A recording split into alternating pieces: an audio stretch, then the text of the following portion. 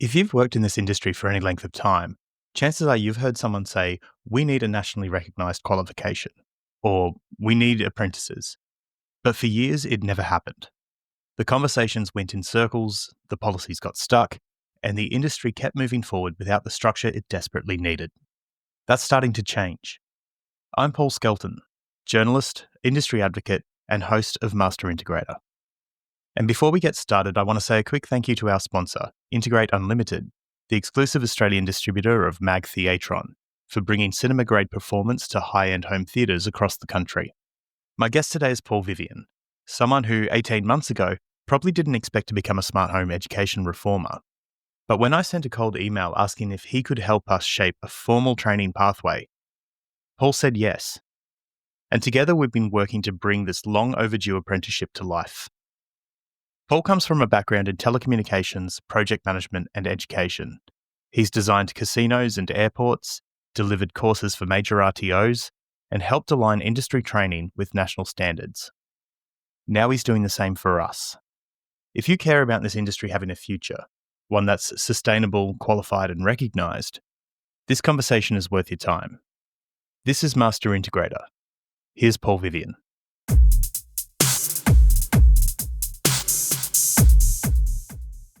My background is telecommunications and security.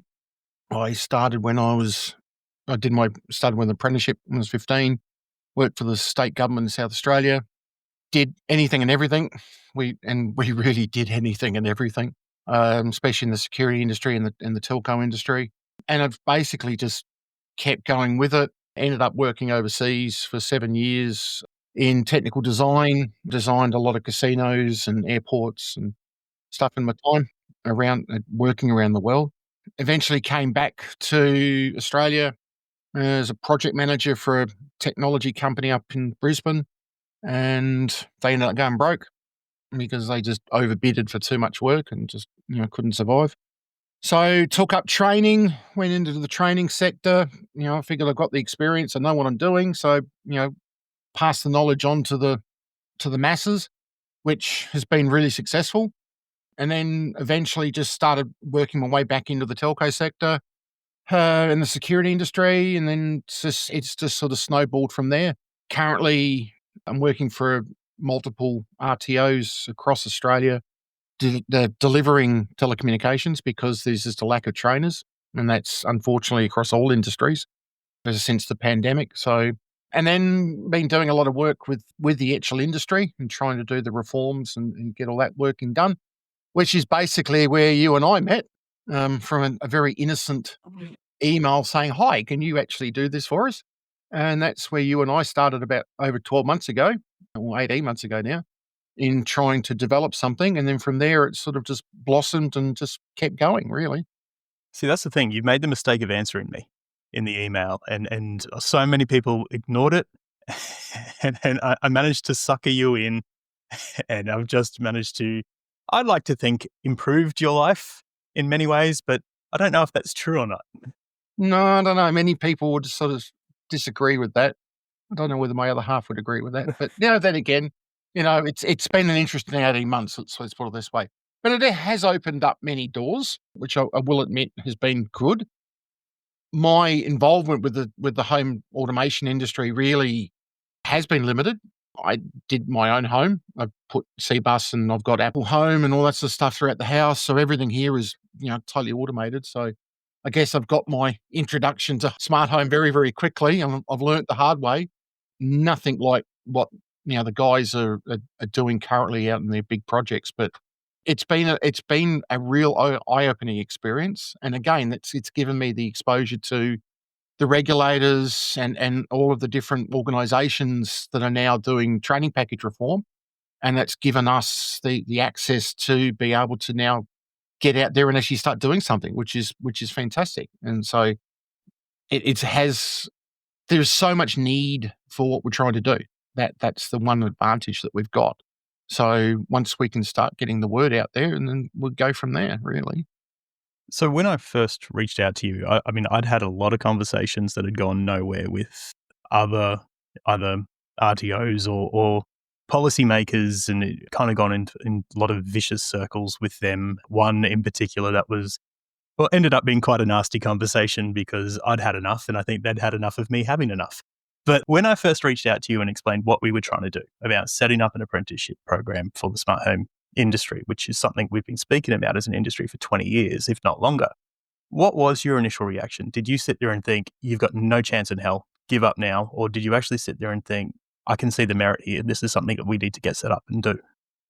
There's always been a need for skilled people, regardless of what it is. And being involved from an electrical background, moving into security and everything else, it's sort of just a natural progression. And after playing with the stuff myself and understanding its need and its functionality and looking at all the guys on YouTube, doing all the different things around the world, it always was for me, it was, why isn't there something out there? We got apprenticeships for everything else and traineeships for everything else. And we're screaming for people, but we just don't seem to be doing what we need. So yeah, you and I, when we first talked, it was like, okay, what can we do? Can we adapt? In fact, our original conversation is, can we adapt the current telecommunications technology qualification into a smart home thing? So we went, okay, let's look at how we can fix that. So we went down the pathway of getting a case for change. Then all the jobs and skills councils came along and sort of changed again. So we're like, okay, now we're going to start again. And then we realized that there was actually a course out there in the electrical or the energy package. So I was like, great, let's start to work with that. So it was a couple of phone calls and basically is where we are today. We now have an opportunity to actually come up with a full it's in the electrical industry, but it spreads across electrical and telecommunications really nicely. And the way that we're looking at designing it then looks at going into security. It's looking at the industry as a whole and go, where do we need to be? What is it that is out there right now that needs upgrading? How can we fix that? So that's why we did what we did. And it's a matter of now getting out and actually making it happen. We've got the opportunity. We've been very lucky with the support of Powering Skills Organisation, which is one of the jobs and skills councils that is responsible for energy. The team there have been fantastic. They have done a lot of work with us, with you and myself and our team, in trying to understand what we want. They are fully 100% on board, which is fantastic. The meetings that we've both had is been very, very encouraged. Speaking to the different government departments responsible for funding for apprenticeships, they've also realised that, what are we doing wrong? Why isn't there something out there? So now that we have funding available through the latest project upgrades for the electrical industry, we are just one aspect of that, but there is now going to be the opportunity to provide a proper fit-for-purpose Certificate 3 in smart home, or whatever we end up calling it, and in getting it to industry, getting it out there, getting out amongst the masses, and let's talk, what is it that everybody wants? And that's really now the next stage in what we need to do. You and I have done the groundwork. Now we need to take this to the industry, which so far the industry has been fantastic. Powering Skills have never actually had a decent response from industry, but they actually ran a program just for the smart home industry, which was fantastic, and it got the most responses ever. So the people have spoken, and that's exactly what we wanted. That's right. And that was over Christmas as well. I think it was maybe a week or two before Christmas, and they still managed to get a phenomenal response from industry, which I think showed that we are ready to take it seriously. And I think that's what they needed to see. And obviously one survey, one program is not enough to justify ongoing commitment. We need industry to be involved regularly and more often, and more than what we've had in the past. So PSO has really seemed to shift how we've been approaching this. And Steve Hall from Powering Skills. I'm going to be talking to him in a couple of weeks. But I guess from your background being, in education, working for RTOs, how has something like the PSO and the Job Skills Councils more generally affected how you've actually gone about your business? Powering Skills have been I've been encouraged by the whole team at PSO. They are industry leaders. So starting with, Anthea Middleton as the CEO, I've worked with Anthea for a while in other organizations, and she knows her stuff. And they all do, from Steve Hall, and Phil Dodd, Brett Willowite, Christina Bradley, Brett McMiniman. It's everybody. I'm just impressed that everybody in that organization is an electrician or they've come from industry. So it's not taking a public servant and sort of saying, okay, now you've got to adapt. These guys are industry and they understand industry. And when you're talking to them, it's what we need. So from the PSO side, which is the energy side, then looking at the Future Skills organization, which is what looks after the telecommunications side, with Dominic Schipano from CITT and Gabriel from CITT as well, and just the whole mechanism in getting the telecommunications right as well. And I'm encouraged. The old SSO, the old systems that we used to have just didn't work. And I'm grateful that the government actually did create the Jobs and Skills Councils, because they are now led by industry, which is what PSO's remit is. And it's a huge remit because it's the entire energy sector. So it's gas, power distribution, power transmission. It's everything, generation and UEE. And it is a massive project that they've got. It is something that is always expanding because of the renewables and because of, us really. It's the smart home. It's the home automation things, because now you've got all your EV chargers, which are all integrated into smart home systems, and you've got so much other stuff out there. It's just never going to end. So the whole premise of it was they want, us to develop the resources as well, because the problem is there's nothing out there. The course itself, which we're actually looking at resurrecting, there's been no enrollments for 15 years. And the likelihood of that getting chopped is very likely. But now that we've shown that interest, and yes, you're right, it was over Christmas we did the survey, and I was shocked. In fact, everybody was shocked about how much response we got. And it wasn't just from the integrators, it was from the manufacturers, the suppliers, it was from everybody, and it was fantastic. So, I can't thank industry enough for what they've done. And it helps us all. We're all in this together. We need to make this work. So for me, from a telecoms point of view, it's just adding more. It's adding more scope. It's adding where people need to be. One of the plans from PSO was the electrical qualification that's been revised right now, is they want to put streams into it. So like we did years ago for the diploma of IT, and you have different streams of programming, design, gaming design, that sort of stuff. Electrical is going to be hopefully based on the same program, so that we can go, I'm an electrician general, I'm a smart home electrician, I'm a fitter on a instrumentation, I'm doing this, I'm doing that, fire, because everything centers around the electrical industry. But the way that we're doing our systems is that we can take, yes, it's in the electrical industry, but you're not an electrician. But then working with the different regulators around the country, the one thing that we are missing is that restricted electrical license to be able to do disconnect, reconnect of our equipment. So if I've got a switch, C-bus switch or a KNX switch or some, control 4, I need to be able to disconnect the 240 volt side. I need an electrician. But the general guy who's out there doing home automation, he needs to have an electrician on staff or actually on contract, and that's costing more money. So if we can get them qualified enough to be able to do their own work, then that's the negotiations that we are currently doing with regulators.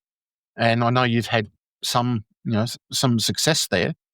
That's the kind of work we're advocating for the industry, and that's really what it boils down to, in making the industry as a recognised occupation, which it's never really been, It's always been an adjunct of the security industry or the electric. It's always been electrician, and it's never been recognised as its own occupation. And that's where we've done the work, and we're now finally getting it to a point where everybody now realises that we are a standalone industry. We just happen to be pulling resources from a whole different areas. Yeah, that recognition element is definitely an ongoing challenge, and it's been that way for a long time. And I think there are probably some people out there listening to this who think it's just a case of fill in a form and then you're given an occupation code because there you go, you exist now, which is not the case. It's a lot of negotiation in the background. Obviously, we did the submission around the Australia-New Zealand standard classification of occupations at the end of last year about getting an occupation code. From a New Zealand perspective, we had moderate success in that they adopted the language that we suggested. They just didn't adopt the term integrator. So it's mixed in there under an electronic equipment's trade worker. In Australia, we had no success. Basically, it was dismissed straight away. And the reason for that ultimately came down to integrators not calling themselves integrators on the census. So that's going to be a big push that we're looking at now is we need 300 members of the industry to list their occupation at the next census as a smart home technology integrator in order to be even on the table of being discussed for the next census. And obviously that then has a lot of flow-on effects. But I feel like that's a different conversation because that's a trigger point for me. This whole idea of industry recognition. I was talking to Stuart Robertson, interviewing him for this podcast a couple of weeks ago, and I'd said to him that it feels like now we're an overnight success, but it's taken 20 years of overnights to become an overnight success. What do you put this down to? What have you seen really change to make it, I guess, resonate with the powers that be to say that we're here finally, it's time to take us seriously? I don't call it an overnight success. To me, it's the likes of Google Home and Apple Home and Alexa and all that type of stuff has kind of put us out there. It's it's it's the terminology people are using. Oh, you're installing a smart home because you're using an ALEC light switch or a two-way system. It's getting exposure from other ways, and then people are realizing when they see a lot of media out there, and it's, whether it be TV, TV movies or just social media, people are starting to realize that making life easier, it can do that. It can also make it very tricky too, especially if the damn AI doesn't listen to you properly. All of a sudden, all your lights turn off, like mine does all the time. If you don't say it properly or do a bit of a slur, it's like, oops, all the lights are off. Damn, got to start again. But I think it's just the exposure that we're getting from external sources. People are starting to realize that we are becoming an industry. We've always been there. That's the thing. We've always been there. We've just sort of been out in the shadows, and it's always been the playground of the multimillionaires. That I've got a big, huge home, and I've got a lot of money, so I'm going to go and spend a lot of money on a home theater and automating my house. But people are now starting to realize that actually doesn't cost that much to do it. And, I can go down to one of the local hardware stores and go and buy a whole whack of different globes and different systems and all these little bridges, and I can make my system work. It's home automation. And then all of a sudden I want to do something else, and now I go and reach out to someone else, and all of a sudden there's a snowball. So overnight success, I think yes, we have, but there's a lot behind it. And I think this is basically people's acceptance that we are now out there. You're right, the ANSCO system didn't help. And now we've got the new OSCAR code, which is even weirder. Everybody's got to get used to Oscars now. But it's still the same thing. But yeah, you're right. And it's a matter of people. It's like you and I have met with many people, and they've always said, I'm classified as an electrician, but I'm not an electrician. So to get my work cover and my insurances, they classify me as a Sparky, but I'm not a Sparky. I'm a home automation integrator. but the only classification available in the insurance industry is Sparky. So, and And I that's think, been very problematic yes, because you're not covered. If you're not an electrician, if you don't have your A grade and you're out there insured as an electrician and you don't have that, you're not covered. You have no insurance and there's no workaround on that. So there are people, a lot of integrators out there paying premiums for absolutely nothing. and that's the conversation we've had with many people, and that was one of the reasons why we went and did all that work with the ANSCOs, because we've got to have this industry accepted as a real industry. We are real people. We are doing a real job. It's not an add-on to the electrical industry or the telco industry or the security industry. It's its own industry. It just happens to be going across 3 or 4 or 5 different areas. So that's the advantage that we've had. So it's taken us, well, I said you and I, 18 months, 2 years to get to where we are. And I think considering where we started, to where we are now, people are actually recognizing what is happening and they're starting to include us, which has been fantastic. So it's a matter of now of just keep that momentum going. Once we get this apprenticeship or traineeship up and running, which unfortunately is going to be a 2 or 3 year project, but we've got no choice. That's it. These things take time, and it's in industry involvement. But I think once we start getting the momentum going and getting the electrical regulators to accept us as going to be able to have restricted electrical across the board, that would be great. We realize it's going to take time because they need to see us as plumbers. Like a plumber can get restricted electrical to reconnect hot water services. Well, what's the difference between them doing that or me disconnecting a switch on a lighting panel or a power panel? I'm not interfering with the circuit breaker. I'm interfering with other stuff. So it's a matter of getting them the acceptance to where we need to be. And I think we're nearly there. It's just a matter of, are we able to get there fast enough to be able to help the industry? But it's all about industry helping everybody. And I think having that unified voice now is fantastic. And that's what we want. And I think that's important that you point out there. It's still going to take a couple of years to get up and running. So we still have a lot of work ahead of us to actually have this as a recognised apprenticeship available for students to enrol into. You mentioned industry involvement. So let's talk about this. In terms of getting the apprenticeship up and running, there's work that you and I are doing, but obviously there's a lot more to the process than that. What's the next step and what role is the industry going to play in this? Like, how involved do they need to be? So the discussions that we've had with Powering Skills is they will be running a national roundtable across Australia, and it will be for industry to get together and look at how we can put this thing together properly, the actual apprenticeship program or the Certificate 3. That will be happening probably between July and September this year. Just at the moment, there is a necessary requirement for them to do some other urgent work on the electrical program. If everybody realizes that the energy sector is a massive sector and it encompasses air conditioning, encompasses all the renewable energy systems, electrical fitting, electrical fitter, everything. It's a massive, massive thing. And it's also one of the most highly regulated industries out there. So there is a lot of work that has to happen before, we get to even look in it, what we're trying to do with Smart Home. But the whole program is going to be based on industry involvement. And the industry involvement is by roundtable discussions. So PSO getting together with industry, and that's where every state and territory will have their opportunity for roundtable discussions. And is bringing everybody together and looking at what we have currently in the program. And to be honest, a lot of what is there is probably still okay.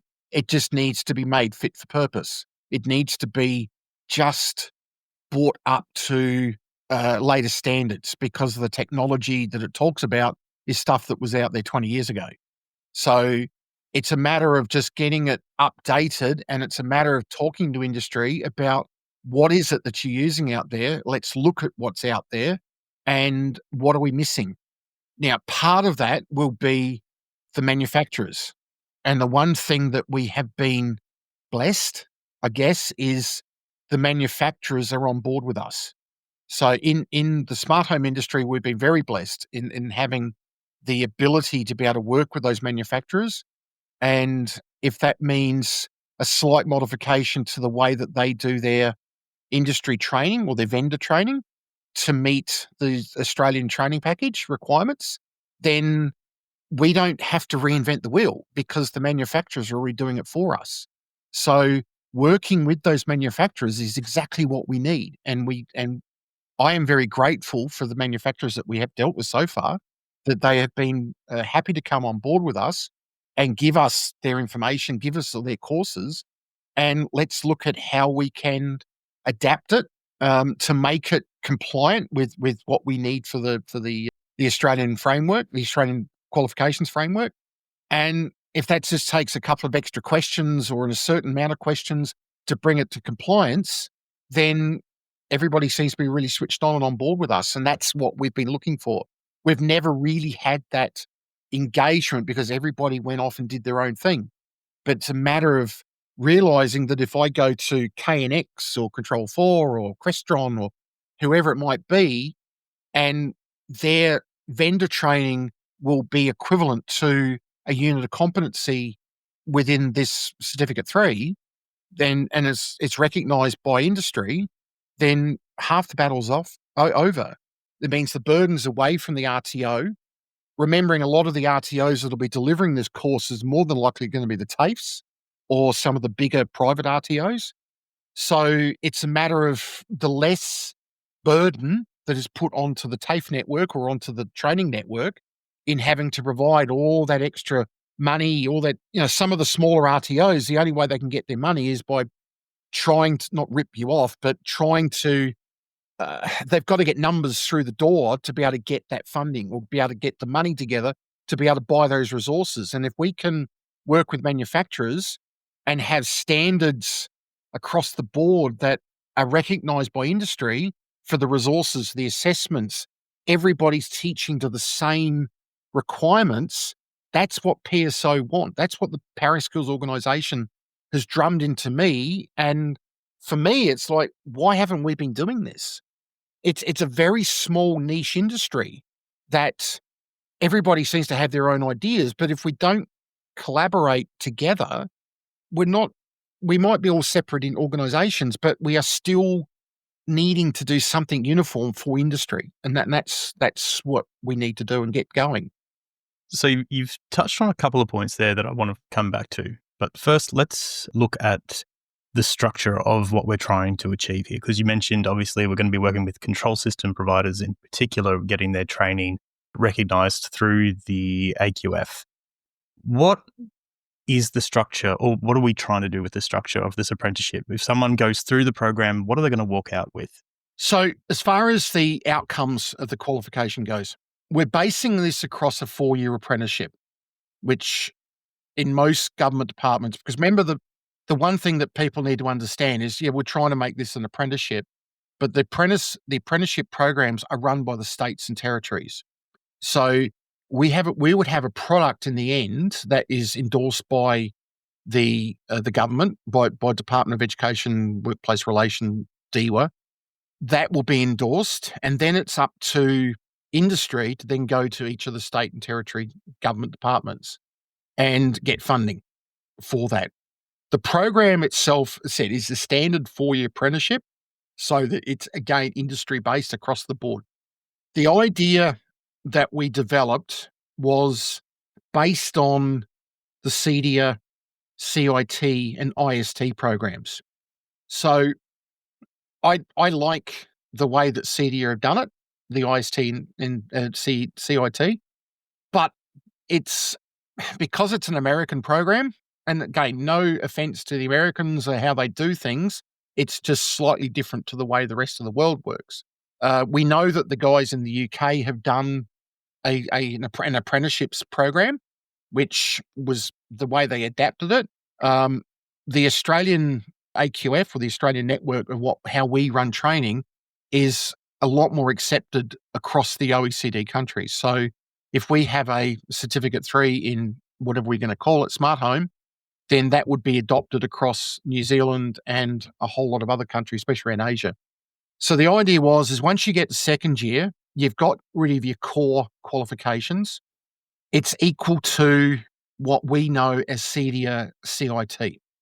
The CIT program gives you the basics. It teaches you the basics about project management. It takes you through basic programming, basic, cable installation, that type of stuff.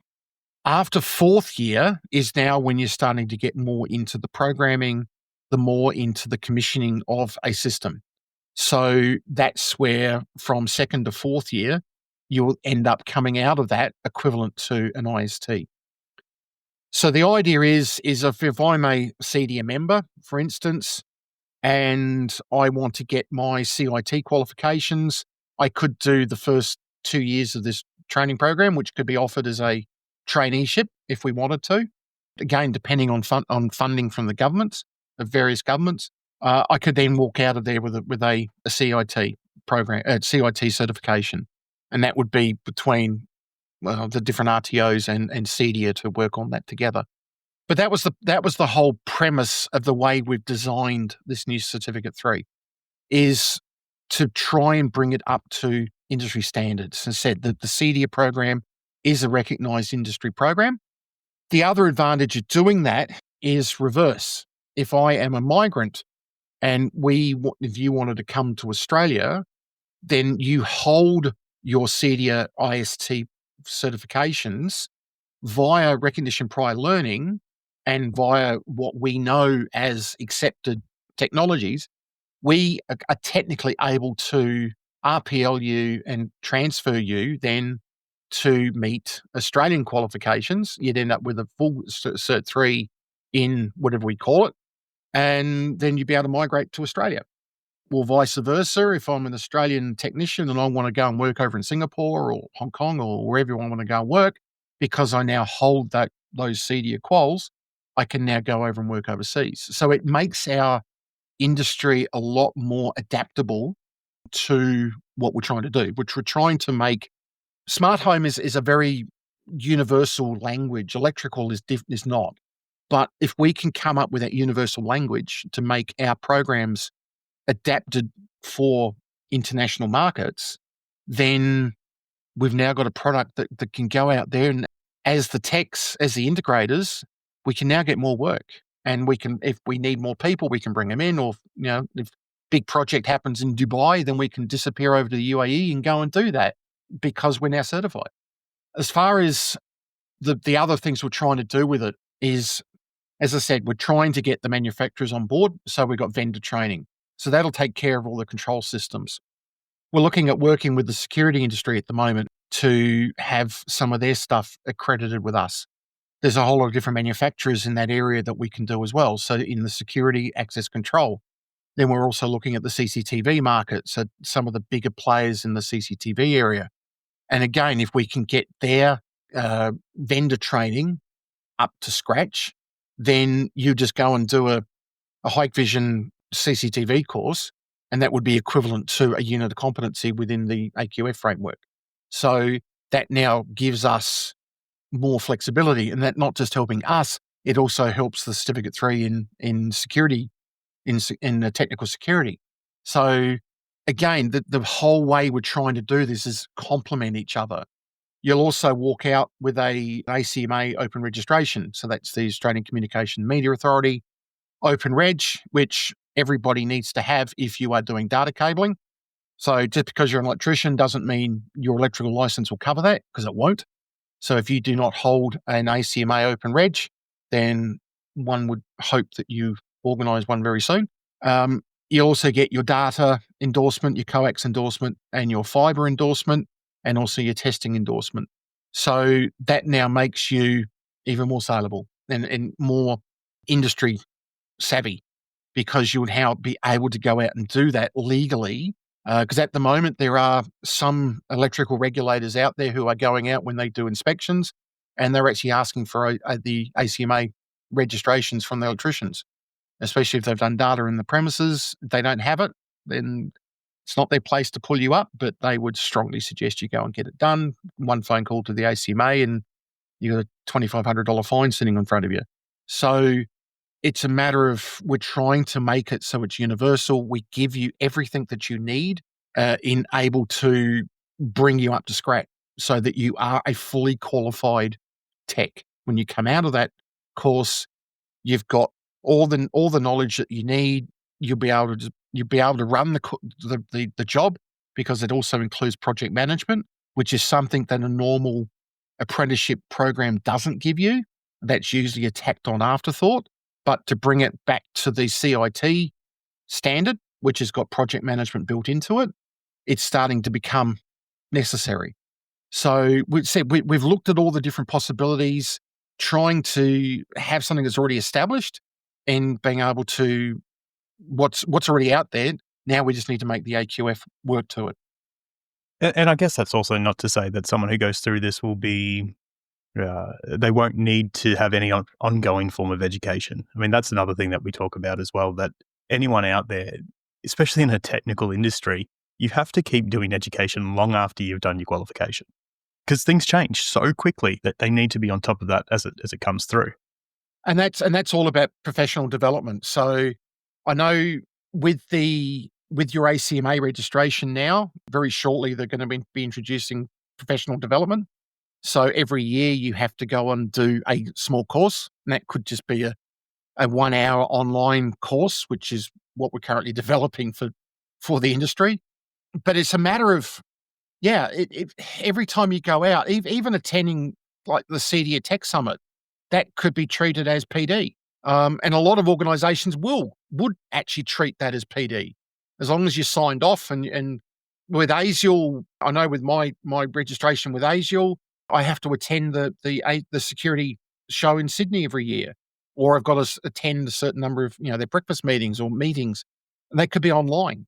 So it's a matter of making sure everybody's still up to scratch. That's the main thing, because the whole reason for changing what we're doing is because industry changes.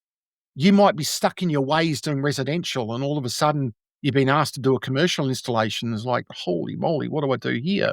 So being able to grab that information is what we're after. So it's a matter of professional development always, because it's just something that's necessary. Industry is changing constantly, and there's no way that the training package is going to keep up with it. And I can tell you that right now, as somebody who's sat through many of these changes, it's taking too long. Like, look how long it's taken to get this change. It's 20 years. We can't wait another 20 years. So if we can keep that PD going in the meantime, and then be able to upgrade for a major upgrade to newer technology, we're already doing that with the telco course, because now we've got the NBN. Everything's changing. What we know as what was the original open registration, where everybody's dealing with analog and ADSL, and who's got an ADSL phone line anymore? Nobody, because it just doesn't exist. But it's still taught because the package hasn't kept up. So that's part of the telco review, which is happening right now. But it's taken time because there are a million other things in front of it. So that's what we need to do, and make sure that all of our people that are involved in industry know exactly what they're doing.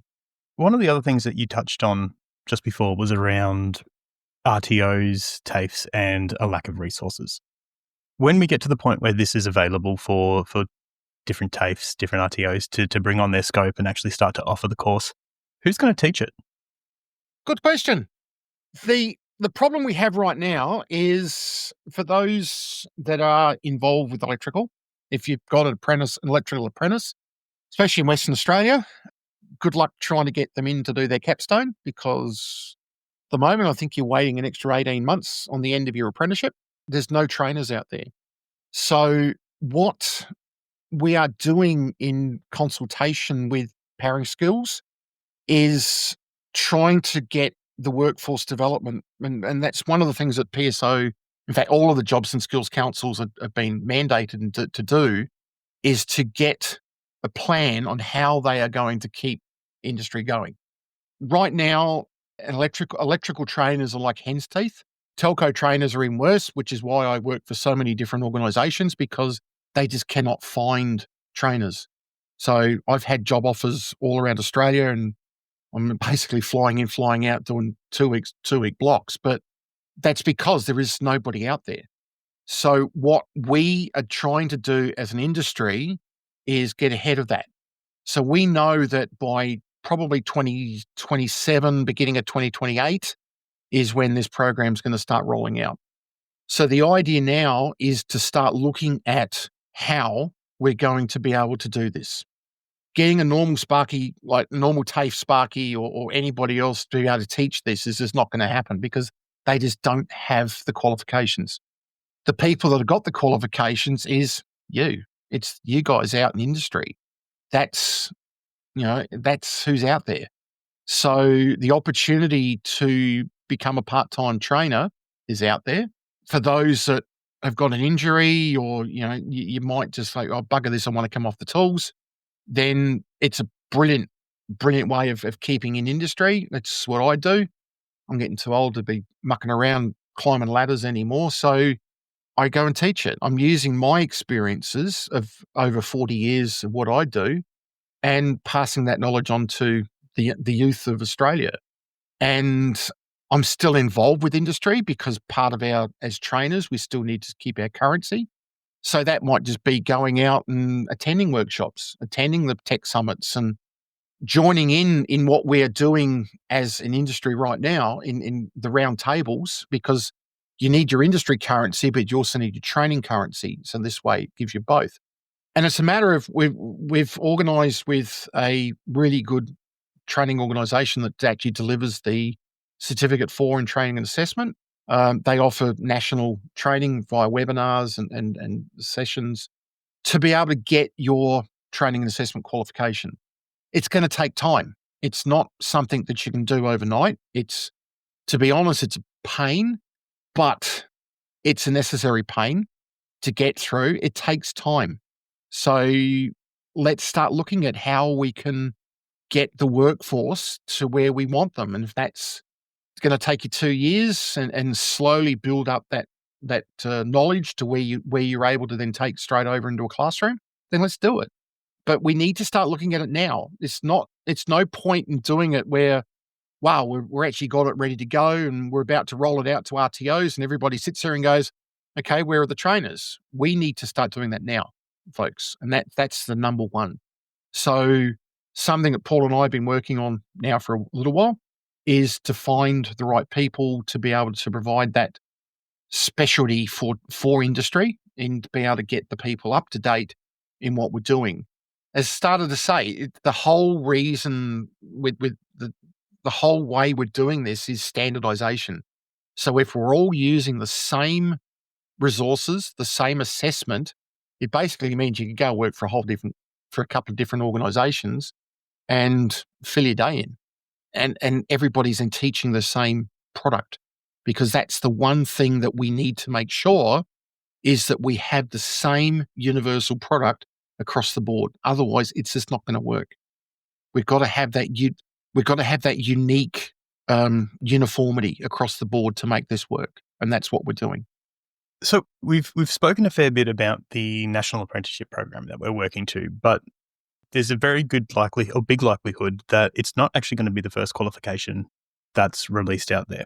So the other thing that I managed to rope you into, that I myself was roped into, was the redevelopment of the Certificate 4 in Integrated Technologies through the VRQA down here in Victoria. How is that different to the full apprenticeship program? Obviously, we're trying to still have another pathway into the industry, but yeah, what's the difference between the Cert 4 there and the apprenticeship program that's national? The Certificate 4, which is run by Victoria, is set up as I'll call it a quick fix. Yeah, what we did was definitely interesting, the whole process with VRQA and the guys. And it gave us a really good indication of what we're up for in fixing up this Cert 3. Victoria and Western Australia are not part of the national education program. which is run by ASQA. So ASQA is the Australian Skills and Qualifications Authority. Victoria and Western Australia decided they want to run their own. So that means Victoria and Western Australia have a whole whack of different programs, which are Victoria and Western Australia only. So the Cert 4 in Integrated Technologies is what we created, you and I created, was a start. It gave you the basics of what is lighting control, what is basic control. We also put a couple of the security units in there. So if somebody decided to come along and do that, they would be able to start off in somewhere within the smart home industry. It would give you a basis. What we tried to do was create something that was, again, universal, that you could take somebody from school or with a little bit of knowledge and bring them out, and so they could go and join industry. I call it a quick fix, but it will provide what Victoria needed to meet their requirements for their people, basically. It's also been run in Western Australia, but Western Australia aren't running what the smart home area. It was basically the Victorians that were going to run that. But it's still adaptable. It will still work.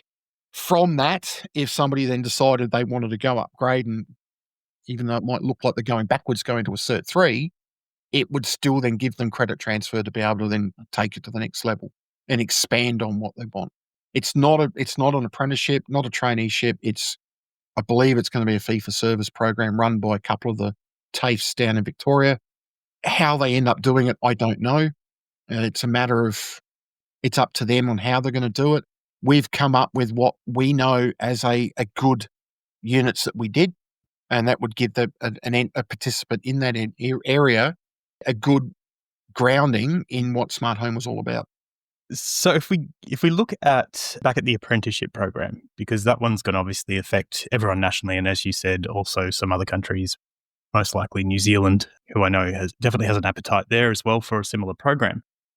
If we look at the actual rollout, yes, there'll be some theory work that students do in a classroom, but then there'll be work placement as well.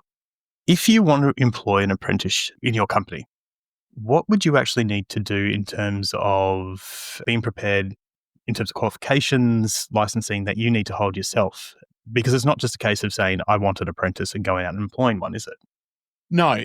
What's going to be required as part of the requirements for an apprentice, or to take on an apprentice, the supervisor has to hold the qualification or show via his CV, by their CV, that they have sufficient experience.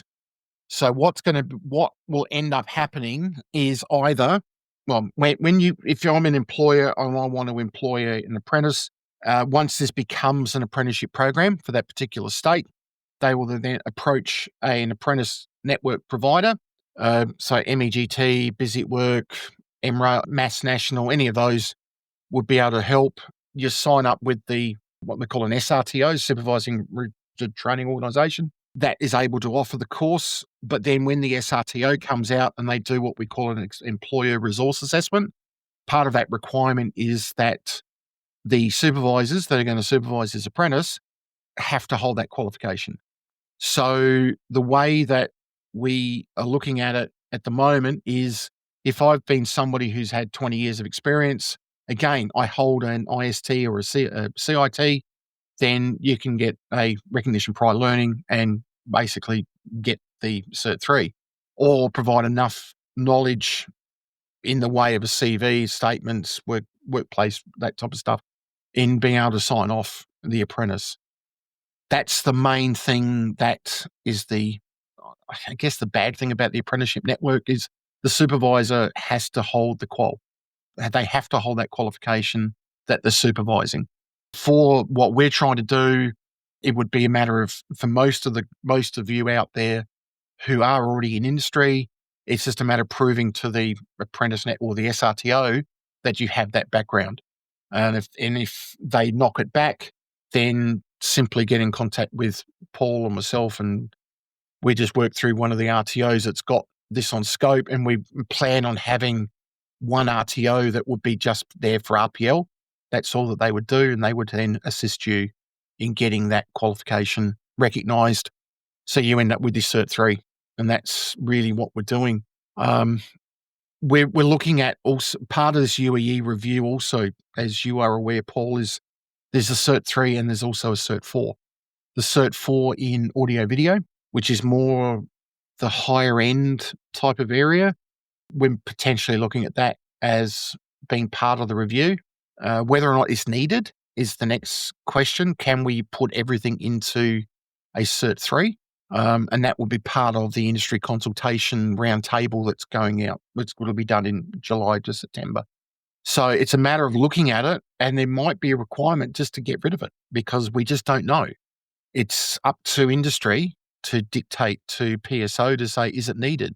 But then you've got to justify it, which is why we as a collective have always said, if you want change, then join in the change because it's the only way it's going to happen.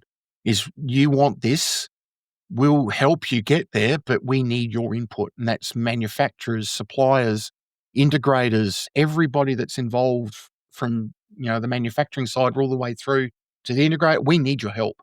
Without your voice, without your input, this is just going to fall on deaf ears, and we just cannot afford that. We've got an opportunity of a lifetime to make this work. So let's make it work. And that's really where we need to look at this. Because we're never going to get another opportunity like this again. We never really are going to get it again.